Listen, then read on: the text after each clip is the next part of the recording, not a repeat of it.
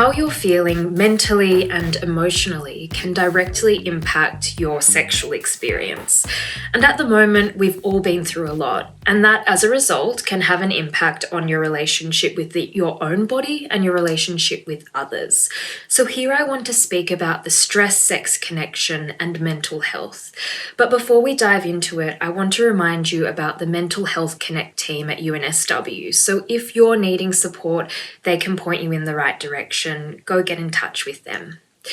So when we talk about stress, we can see the physiological responses it has on the body. Many people identify experiencing pain or headaches, tension in their body. Some people feel numb or dizzy, disassociated, disconnected. So stress can show up in really physical ways.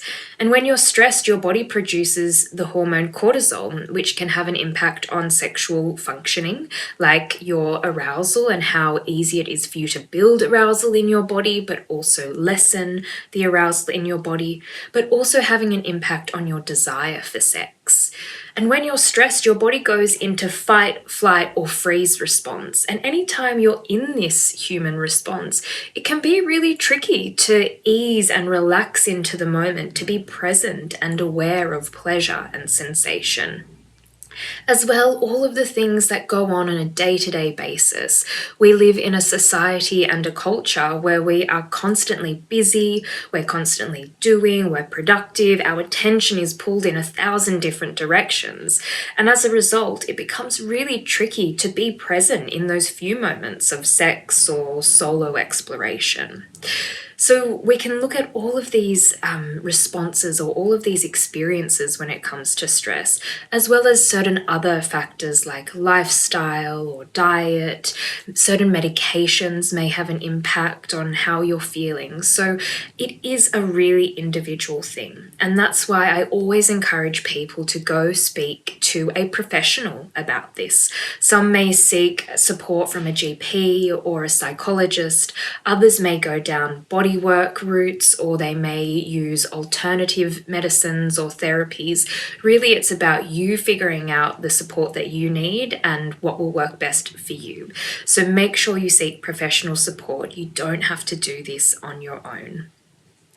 And I also want to identify that I guess if we're working with such, complex areas that are mental health and sex, I can't give you all the answers in this sort of short video, but I do want to provide you with a few resources or things that you can try straight away.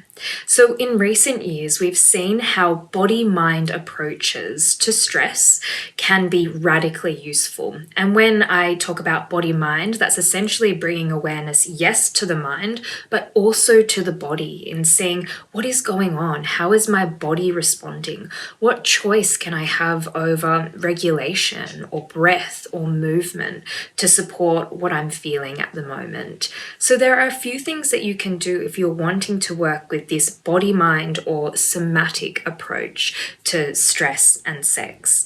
And the first thing could be looking at breath work. So breath is an incredibly powerful tool to instantly physiologically change how you're feeling in your body. So lengthening your exhale can be incredibly relaxing or down-regulating. You also may work with upregulating and using quicker breaths if you're wanting to build more arousal in your body. Breath can also be really connecting, so you may choose to practice breath work with someone else, whereby you pair your breath patterns and you breathe together. It can be really intimate and also really fun. Another thing that you can do with someone else could be eye gazing. This can be slightly awkward at first, I know, I've heard it all, but it can also be really great and a really intimate way to connect in with one another. So perhaps you try gazing into each other's eyes and seeing how that feels for you, seeing what you notice. You are allowed to laugh and you are allowed to look away, but just intending to come back. Movement is also a great rhythmic release for your body. So whether that's swaying side to side, bouncing a ball, maybe you're dancing or moving to music, you could do this on your own or with someone else, or any other grounding practices that work for you. Getting your feet in some grass, getting your body in some sunlight, doing a meditation, journaling. These things may seem like they're not really related to sex or intimacy or pleasure, but when we can see how stress affects the body, we can see how all of these daily practices, big or small, can have an impact on how much pleasure and sensation you can feel, as well as how much you desire bringing these into your life. So these are a few things that I think we should all consider when we're thinking about the foundations or the fundamentals of mental health, stress, and sex. But as I'm sure you can imagine, there is a whole lot more that we need to cover. So if you're wanting more information, don't worry, I have a great resource for you.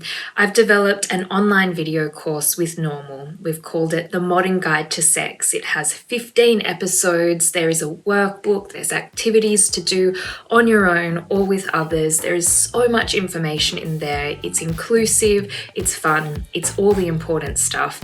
And the best part is that it's actually free for university students. So anyone who's 18 plus, you can access it for free. So if you're wanting more information about stress, sex, mental health, head to The Modern Guide to Sex.